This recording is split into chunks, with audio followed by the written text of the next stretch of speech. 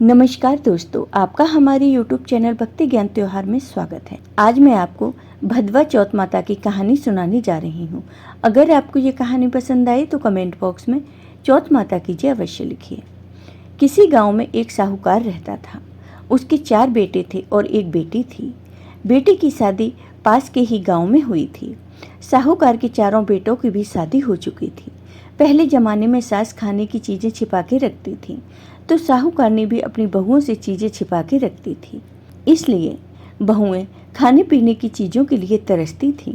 एक बार की बात है, भादों का महीना था, तो भदवा चौथ का दिन आया, तो साहूकार की बहुओं ने भी चौथ का व्रत रखा।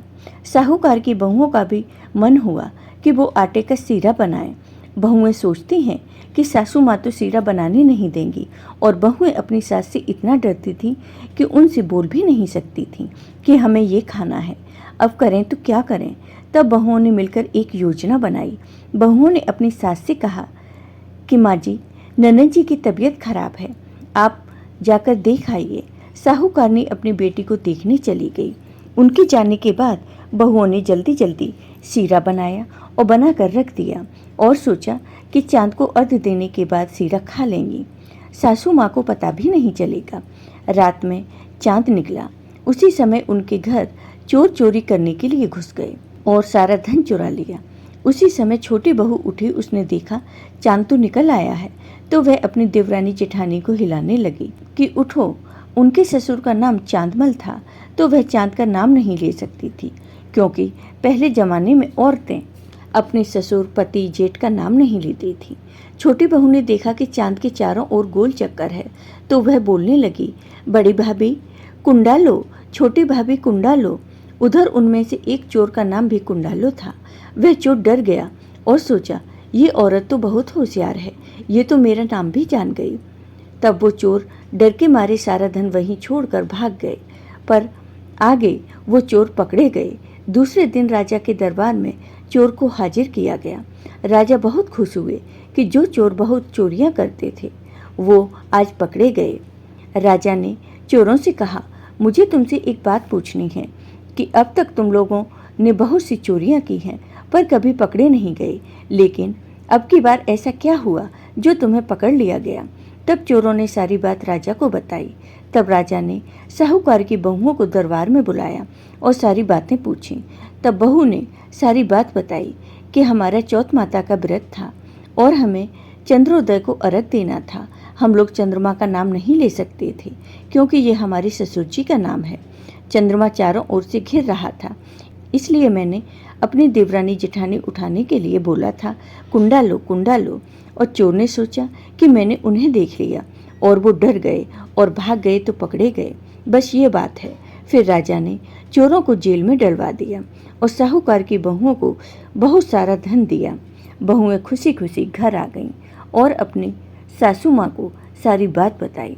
साहूकार ने बहुओं की बात सुनकर बहुत खुश हुई और चौथ माता को धन्यवाद दिया।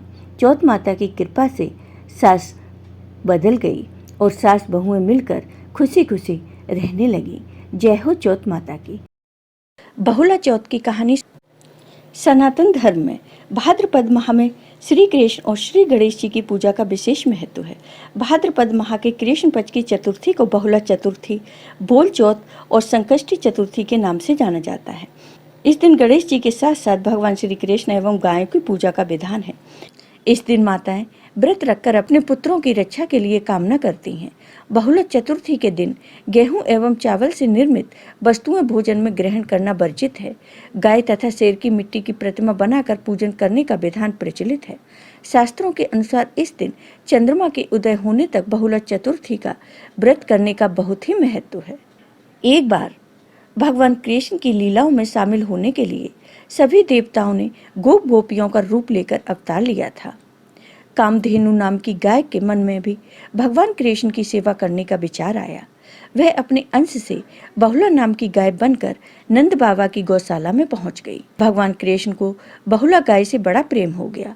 एक बार उनके मन में विचार आया कि बहुला गाय की परीक्षा लेनी चाहिए। जब बहुला वन में चारा खाने के लिए गई थी, तब भगवान वहां सिंह रूप में प्रकट हो गए। बहुला उसे देखकर काफी ज्यादा भयभीत हो गई, लेकिन वह हिम्मत करके सिंह से बोली, हे बनराज, मेरा बछड़ा भूखा है। बछड़े को दूध पिलाकर मैं आपका आहार बनने वापस आ जाऊंगी। इस पर सिंह ने कहा कि सामने आए आहार को कैसे जाने दूं?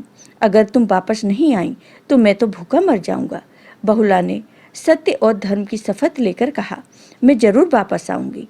बहुला की शपथ से प्रसन्न होकर सिंह बने भगवान कृष्ण ने उसे जाने दिया। इसके बाद बहुला अपने बछड़े के पास पहुंची और उसे दूध पिलाकर वापस आ गई।